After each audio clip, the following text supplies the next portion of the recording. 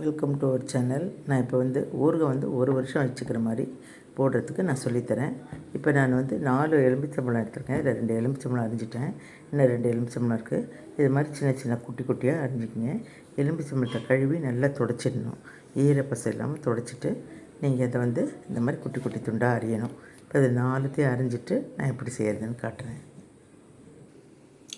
இப்போ அதை நான் 4 பழத்தையும் அரிஞ்சிட்டேன். இப்போ இதுக்கு தேவையான அளவு இதுக்கு கல் உப்பு தான் போடணும். கல் உப்பு நான் போடுறேன், பார்த்துங்க. இப்போ இதுக்கு தேவையான கல் உப்பை போட்டு நான் குலுக்கி இது நான் இப்போ 1 வாரம் நான் ஊற வைப்பேன். இப்போ இது 1 வாரம் ஊறிடுச்சு. இப்போ இதை நான் தட்டு ஈரம் இல்லாத தட்டில் எடுத்து இதை நான் உங்களுக்கு நல்லா ஃபுல்லாக எடுத்து போட்டுட்டு இதை வெயிலில் வச்சு இது காஞ்சோன்னா உங்களுக்கு நான் காட்டுறேன் இது எப்படி இருக்குன்னு பாருங்கள். இப்போ இது மாதிரி தட்டில் எடுத்து ஃபுல்லாக வச்சிடணும். வச்சுட்டு இப்போ வெயிலில் காயப்பட போகிறேன். வெயிலில் காய போட்டுட்டு காட்டுறேன்.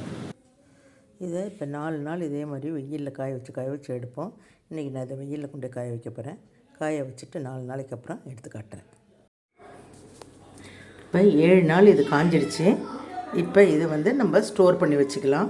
இப்போ இது 1 வருஷம் ஆனாலும் இது ஒன்றுமே ஆகாது.